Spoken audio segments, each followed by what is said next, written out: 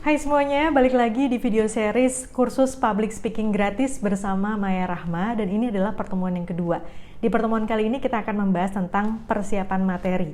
Kalau kamu baru ngeklik nih dan belum pernah nonton yang pertemuan pertama, langsung aja nonton dulu pertemuan pertama karena penting banget.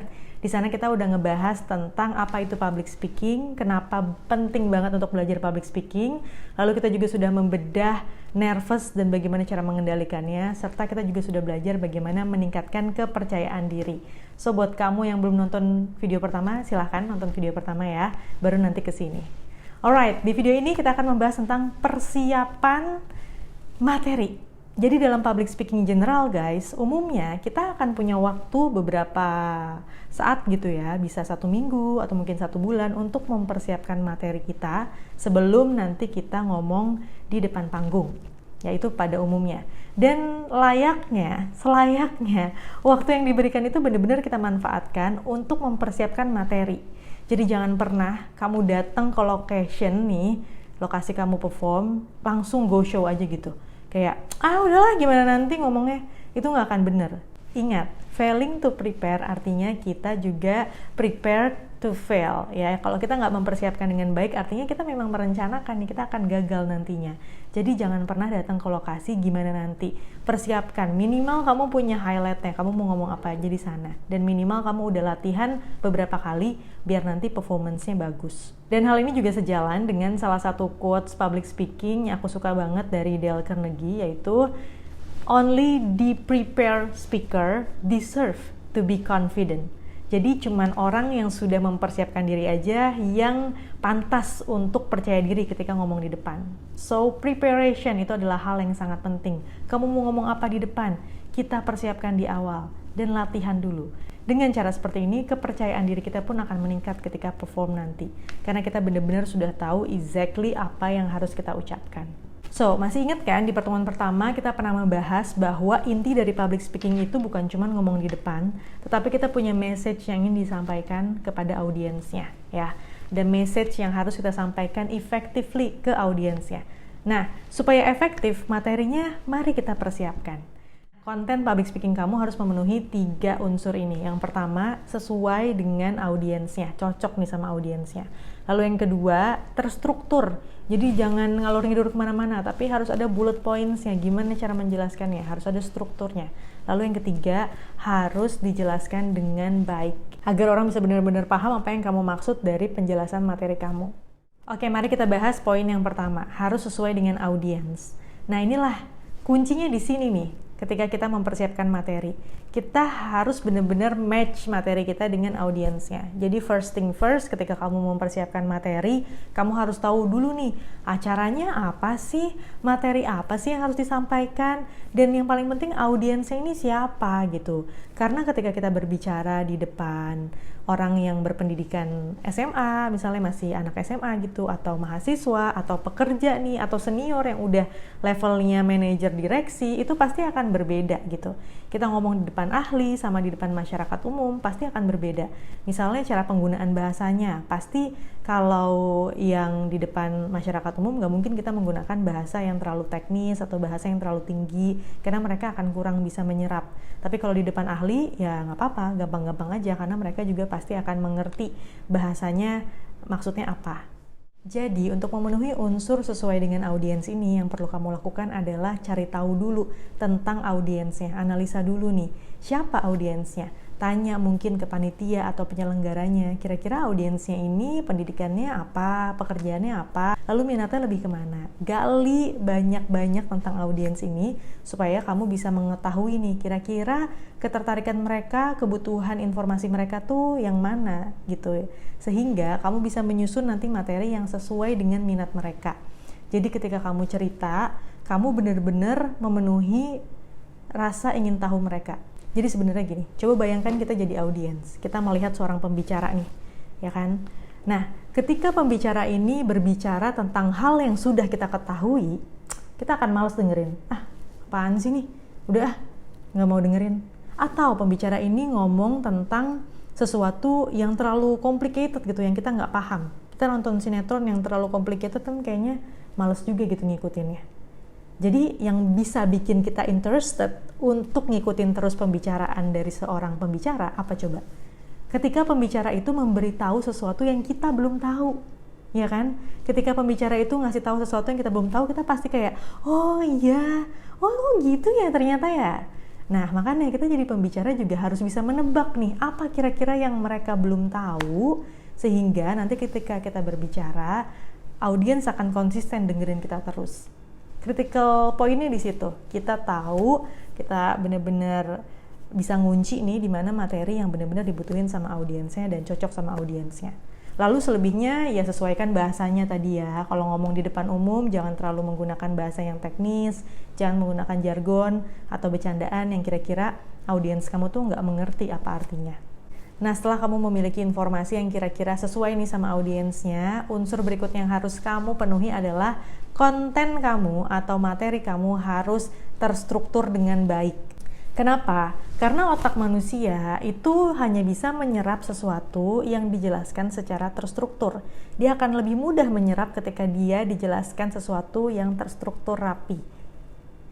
Misalnya, kalau kamu menjelaskan sebuah rumah nih, dan kamu mulainya dari, ini kamar mandinya ya, habis dari kamar mandi kita ke kamar anak yuk, habis dari kamar anak kita ke ruang tamu deh, terus ke dapur, baru kita ke halaman depan. Kan pusing ya otak kita tuh ketika menerima informasi yang tidak terstruktur. Tapi kalau kita menjelaskan tentang sebuah rumah nih, dimulai dari depan, oke Bapak dan Ibu kita mulai dari pagar ya, masuk pagar ada halaman, dan juga teras, lalu habis itu masuk ruang tamu. Nah, di sebelah ruang tamu ada ruang makan, dan juga dapur. Di atas ada kamar anak dan kamar utama, lalu di belakang ada halaman dan kolam renang. Nah, kalau kayak gitu kan kita lebih kebayang kan. So, pastikan materi kamu tuh terstruktur, ada bullet points-nya. Kalau kita kembali ke bahasa Indonesia nih, sebenarnya ada set-set struktur informasi yang bisa kamu gunakan. Kamu bisa menjelaskan sesuatu dengan bentuk chronological ya, jadi berdasarkan urutan waktu, atau spasial, jadi dari tahapan proses 1 ke proses 2, atau dari bawah ke atas. Atau kamu juga bisa menjelaskan sesuatu berdasarkan sebab dan akibat, atau masalah dan solusi, atau kamu juga bisa menyusun materi kamu sesuai dengan subtopik, jadi dibagi per topik gitu. Seperti itu ya, jadi materi kamu harus terstruktur dengan baik. Dan jangan lupa, dalam sebuah rangkaian pidato nih atau speech, itu juga ada opening dan closing baru body. Jadi jangan cuman bodinya aja yang terstruktur, tapi kamu kasih opening juga dan kasih closing juga, biar jadi satu kesatuan yang mudah untuk dicerna.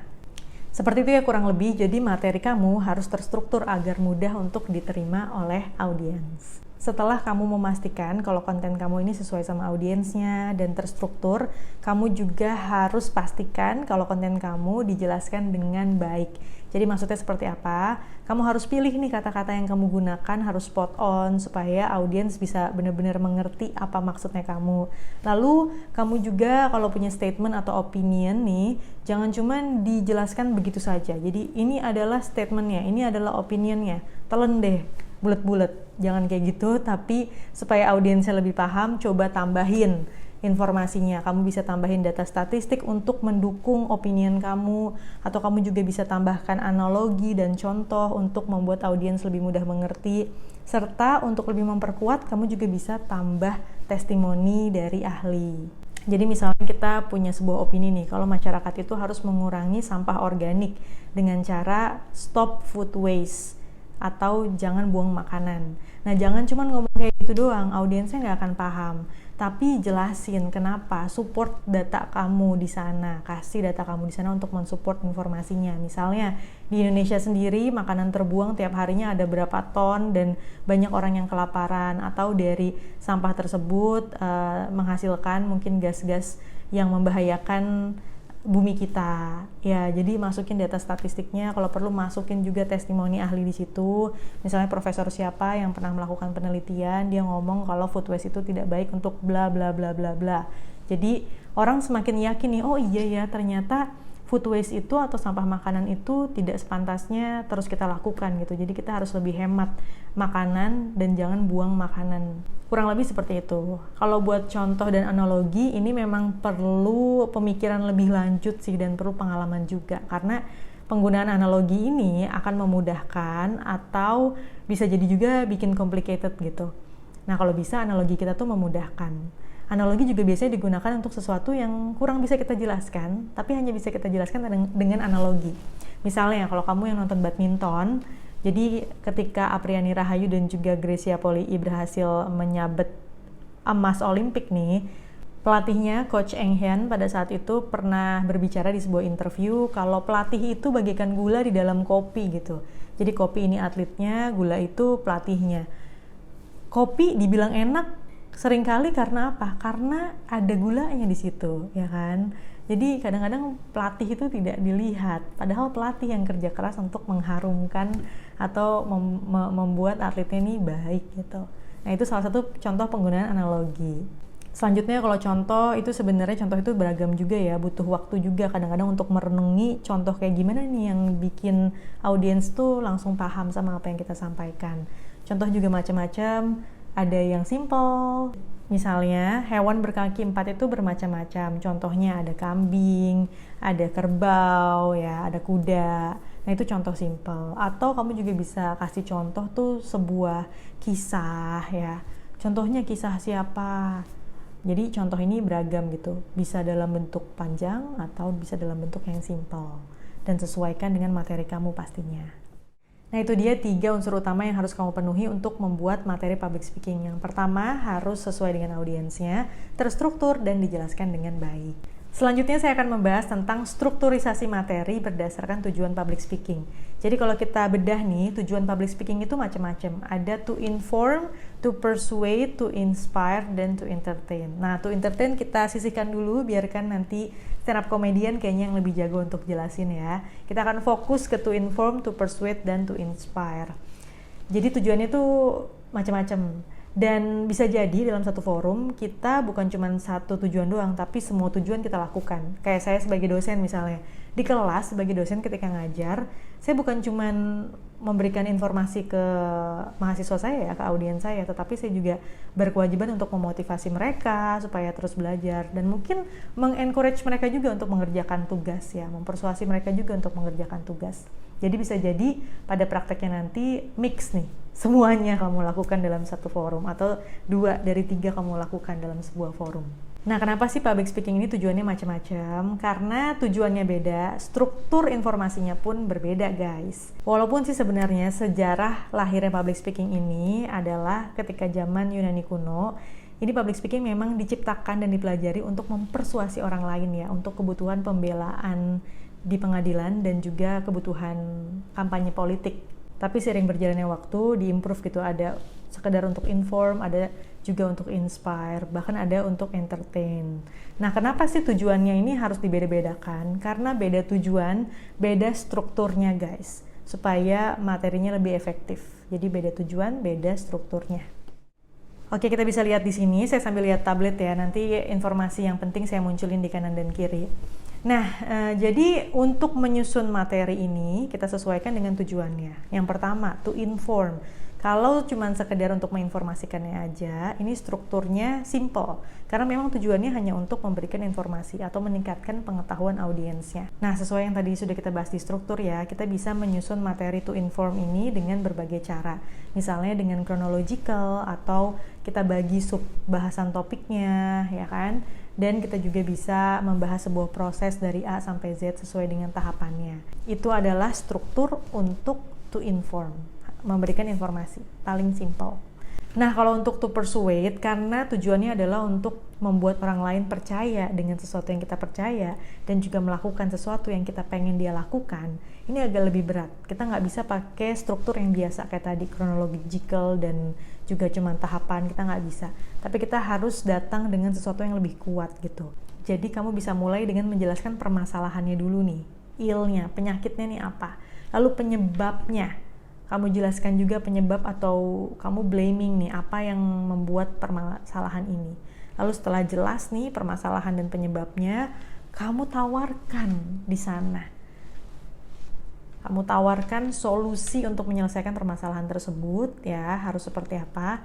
Dan jangan lupa kamu tutup dengan call to action. Jadi benar-benar jelaskan kepada audiens apa yang harus mereka lakukan. Contoh simpelnya kita bisa lihat di iklan-iklan nih. Iklan-iklan itu kan mau mempersuasi audiensnya untuk membeli misalnya. Jadi iklan yang bagus itu bukan langsung nawarin doang, belilah sapu ini, alat pembersih ini sangat canggih dan Anda pasti membutuhkannya. Tidak seperti itu iklan yang bagus, tapi dimulai dari permasalahan dulu. Misalnya Anda capek harus selalu ngepel dan nyapu setiap hari, sementara banyak kegiatan lainnya yang harus Anda lakukan.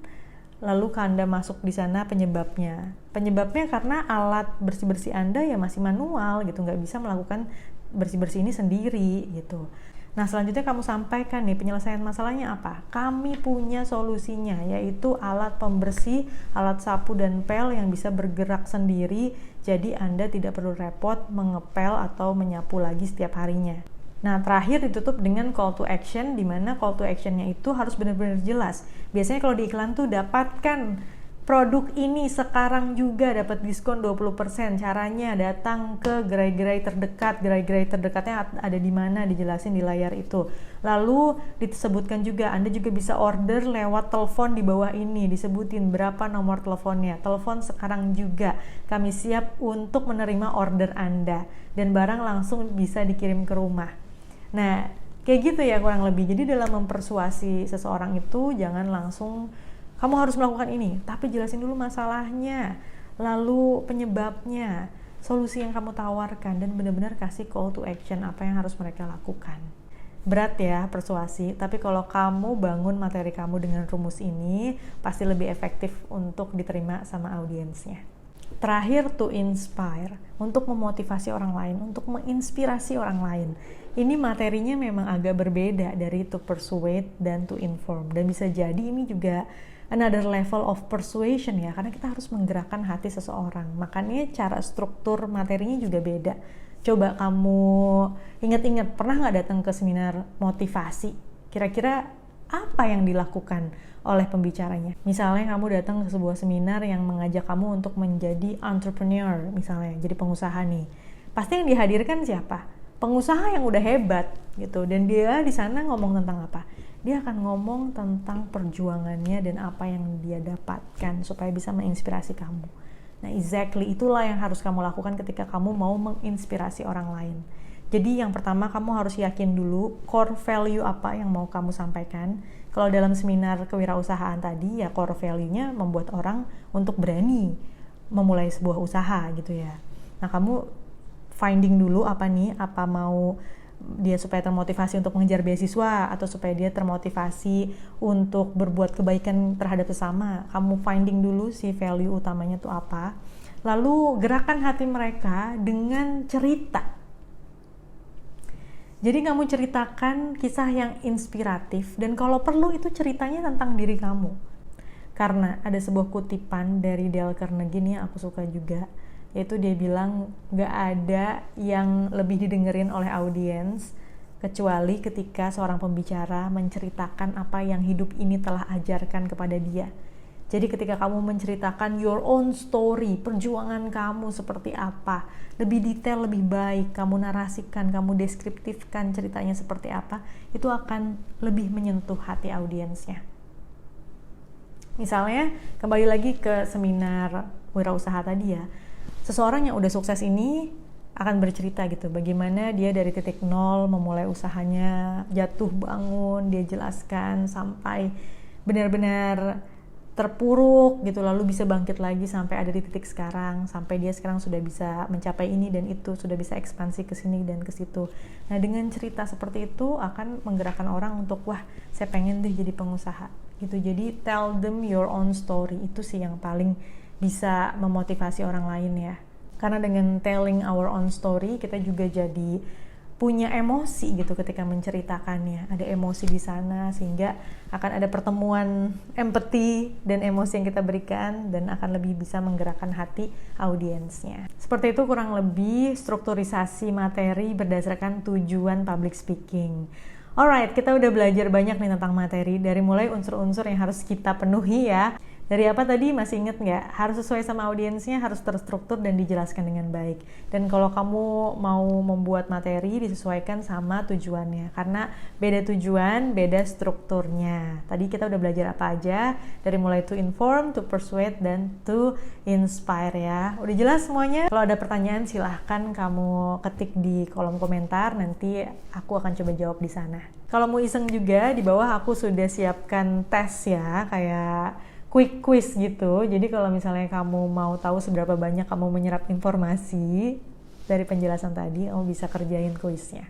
Oke, kita udah membahas tentang unsur-unsur yang harus dipenuhi, lalu bagaimana menyusun materi public speaking berdasarkan dengan tujuannya, dan sekarang terakhir, mari kita bahas tentang opening, body, dan closing.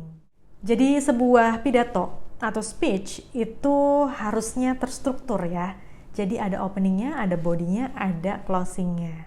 Kalau yang tadi kita omongin ya, struktur yang harus misalnya yield, blame, cure, call to action, itu masuknya ke body.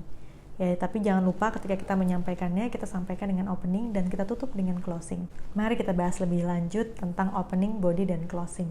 Jadi dari ketiga-tiganya nih ya, nggak ada yang lebih penting dari yang lain. Jadi tiga-tiganya adalah parts yang penting. Opening adalah parts yang sangat penting ketika kita mengakses audiens. Jadi kalau kita gagal mengakses audiens, body kita nggak akan didengerin nih. Materi atau konten utama kita nggak akan didengerin sama audiens. Dan kalau kita berhasil nih mengakses audiens, tapi bodinya nggak bagus nih, penjelasan tentang kontennya nggak terstruktur dengan baik, maka akan nggak efektif juga. Dan terakhir, jangan menganaktirikan closing ya. Jadi kadang-kadang si pembicara ini pas sudah terakhir, ya demikian yang dapat saya sampaikan, terima kasih gitu. Padahal ketika closing itu juga adalah part yang penting karena kita kembali merekap nih secara singkat, kita memberikan take out message dari apa yang udah kita sampaikan berjam-jam atau mungkin bermenit-menit gitu. Kita memberikan take out message, apa inti dari pembicaraan kita, kesimpulannya apa, itu ada di closing harusnya. Oke, jadi semuanya penting. Mari kita bahas satu persatu, dimulai dari opening. Jadi seperti yang tadi saya sudah sampaikan, opening ini sangat penting karena ini adalah waktunya kita mengakses audiens. Waktunya kita memberikan impresi yang bagus untuk audiens. Jadi di opening ini kita harus bisa mengajak audiens mendengarkan kita dan membuat audiens sadar bahwa apa yang ingin kita sampaikan ini penting untuk mereka. Nah, gimana cara melakukan opening? Caranya ini macam-macam, tapi yang pasti kamu bisa terapkan pauses atau teknik silence dulu di awal. Jadi kalau kamu dipanggil nih sebagai pembicara, kamu masuk ke panggung, gak usah buru-buru ngomong, santai dulu. Kamu udah megang mikrofon, kamu diem dulu. Karena kadang-kadang audiens itu ada yang lagi benerin duduknya, atau mungkin matiin handphonenya, ya. Jadi kamu take some time lah. Kamu lihat mereka, kamu senyum dengan hangat, baru kamu mulai berbicara. Selamat pagi Bapak dan Ibu, gitu. Jadi nggak perlu langsung buru-buru, selamat pagi Bapak dan Ibu ya. Itu hal tersebut penting supaya kita menggather attention dari audiens dulu. Biar semuanya terfokus ke kita dulu, baru kita mulai berbicara. Coba deh kamu lakuin itu. Itu efeknya bagus loh, untuk memusatkan atensi audiens. Nah selanjutnya, untuk memulai sebuah speech, ini ada macam-macam caranya. Cara yang paling general pasti adalah menyapa, memperkenalkan diri, menjelaskan kita mau menjelaskan tentang apa. Ya kan? Itulah template yang paling sering digunakan. Tapi biasanya kalau kita pengen speech kita ini tidak terlupakan oleh audiens dan langsung membuat audiens ingin mendengarkan kita, biasanya kita bisa lebih kreatif lagi nih. Lebih kreatif lagi, kita bisa membuka sebuah speech dengan anekdot atau cerita lucu, dengan data ya, biar langsung terhook nih audiensnya dengan penjelasan kita berikutnya. Atau kamu juga bisa memulai dengan pantun, dengan rhetorical question atau pertanyaan yang sebenarnya tidak terlalu penting untuk ditanyakan, tapi kamu tanyain aja untuk mencairkan suasana. Misalnya sudah pernah dengar apa yang dimaksud dengan VR atau virtual reality gitu ya. Jadi ada macam-macam sebenarnya untuk membuka sebuah speech ini. Tinggal kamu pastikan aja sesuai dengan acaranya. Jadi kalau memang acaranya tuh acara yang serius, yang memang harus straight to the point, ya udah dengan menyapa, memperkenalkan diri dan menjelaskan kamu mau ngomong tentang apa, itu juga udah cukup. Tapi kalau mungkin suasananya tuh lebih fun, lebih casual, lebih memungkinkan untuk improvisasi, kamu bisa tadi, kamu mulai dengan hook ya atau data yang benar-benar membuat orang langsung ngedengerin kamu. Misalnya dalam 2 tahun terakhir, sampah di lautan sudah meningkat sekian persen. Jadi kamu buka langsung dengan seperti itu. Itulah pentingnya kita untuk mengurangi sampah plastik. Saya Maya Rahma, saya akan menjelaskan tentang mengapa kita harus mengurangi sampah plastik. Gitu bisa ya, itu dengan hook. Atau kamu juga kalau lebih santai lagi nih ya acaranya, kamu bisa buka dengan pantun, dengan cerita yang lucu gitu. Jadi seperti itu, macam-macam ya cara untuk membuka sebuah opening ini. Yang penting perhatian audiens langsung tertuju kepada kamu. Nah berikutnya setelah opening, setelah kita berhasil mengakses perhatian audiens ini, saatnya kita menyampaikan poin utama kita. Nah ini poin utama, tadi kita udah bahas secara menyusunnya sesuai dengan tujuannya. Yang perlu diperhatikan adalah durasi. Jadi pastikan durasi kita nggak molor teman-teman, karena audiens itu sangat mengapresiasi orang yang tepat waktu ya. Jadi pastikan kamu tuh concise sama durasinya. Misalnya durasinya cuma 5 menit, ya berarti kamu jangan maksa menjelaskan 10 poin. Kamu concisein aja jadi mungkin cuma 3 poin gitu, biar penjelasannya bisa komprehensif. Selanjutnya ketika kamu menjelaskan, jangan lupa menggunakan connectives. Connectives itu apa? Itu adalah kata-kata yang bridging ya, menjembatani antara satu poin dengan poin yang lainnya. Jadi jangan sampai lompat-lompat audiensnya pusing nanti. Jadi contohnya kamu bisa pakai signpost, misalnya yang pertama, yang kedua, yang ketiga, selanjutnya, berikutnya, tahap 1, tahap 2, tahap 3 gitu ya. Biarkan audiens tuh tahu gitu, ini penjelasannya sudah sampai mana. Jadi dia tidak bertanya-tanya ini masih panjang nggak ya, atau ini masih lama nggak ya, atau ini sebentar lagi ya gitu. Jadi kita kasih signpost tadi biar lebih terstruktur juga, lebih rapi. Nah selain signpost dan transition tadi, berikutnya selanjutnya tahap 1, tahap 2, tahap 3, kamu juga bisa pakai internal previews atau internal summaries. Jadi maksudnya seperti apa? Kalau internal previews tuh ketika kamu menjelaskan satu poin, kamu jelaskan dulu highlightnya. Jadi selanjutnya kita akan menjelaskan tentang menstruktur materi berdasarkan tujuannya. Udah titik, baru kita lanjutin penjelasannya. Atau kalau misalnya kamu pakai internal summaries, kamu summarize lagi poin sebelumnya sebelum masuk ke poin berikutnya. Misalnya tadi kita sudah belajar ya tentang bagaimana unsur-unsur yang harus dipenuhi untuk menyusun materi. Sekarang kita mari ke materi selanjutnya gitu. Jadi macam-macam ya cara transisi ini. Yang penting secara keseluruhan speech kamu ini terhubung dengan baik ya. Jangan sampai jumping sehingga audiens pusing untuk menerimanya. Jadi jangan lupa menggunakan connectives. Terakhir closing, ingat closing jangan di underestimate. Ini adalah ketika kamu memberikan take out message kepada audiens kamu. Kadang-kadang orang dijelasin banyak hal gitu kan, dia bingung cara ngerangkumnya. Nah kamu bantuin di closing itu, kamu summarize lagi bener-bener intinya apa, inti dari pembicaraan kamu, take out message-nya apa. Lalu kamu juga bisa lengkapi dengan sentuhan emosional, kasih positive notes, dan pastinya ucapan terima kasih untuk audiensnya karena udah dengerin kamu. Jadi misalnya kalau kita menutup speech tentang ajakan untuk mengurangi sampah plastik, kita bisa lakukan seperti ini. Bapak dan Ibu, tadi saya sudah sampaikan data-data yang memperlihatkan kepada kita betapa bumi sudah hancur karena sampah plastik. Mari mulai dari sekarang kita lakukan action sekecil apapun untuk mengurangi sampah plastik ini. Gunakanlah materi-materi yang bisa di-reduce, reuse, and recycle. Mulai dari sekarang juga, ajak rekan Bapak Ibu untuk mengurangi sampah plastik demi bumi kita, demi generasi yang akan datang. Terima kasih atas atensinya sudah mendengarkan paparan saya dari awal sampai akhir. Sampai jumpa di kesempatan berikutnya. Saya harap kita dapat berjumpa dengan keadaan bumi yang lebih baik. Seperti itu contohnya ya. Jadi closing ini juga nggak boleh sembarangan, harus ada sentuhan emosional di sana, recap take out message-nya, dan juga ucapan terima kasih jangan lupa ya. Jadi harus berkesan closingnya. Baiklah guys, di video tentang persiapan materi ini kita sudah membahas banyak banget lah ya. Dimulai dari unsur apa saja yang harus kita dapatkan ketika menyusun materi, mulai dari sesuai sama audiensnya, lalu juga harus terstruktur dan harus dijelaskan dengan baik. Lalu kita juga sudah melihat bagaimana cara menstruktur materi berdasarkan tujuan public speaking itu sendiri. Dan yang terakhir kita udah bahas gimana caranya untuk membuat opening, body, dan juga closing. Semuanya sudah saya sampaikan tentang persiapan materi ini. Semoga bermanfaat. Silahkan diaplikasikan supaya kamu bisa membuat materi yang lebih baik lagi untuk performance public speaking kamu berikutnya. Terima kasih banyak sudah mendengarkan dari awal sampai akhir. Semoga materinya bermanfaat dan kita akan ketemu lagi di pertemuan ketiga.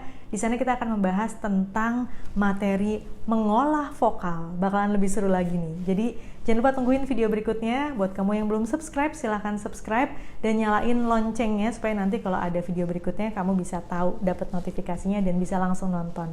Baiklah, sampai di sini dulu guys. Bye-bye, sampai jumpa di video berikutnya.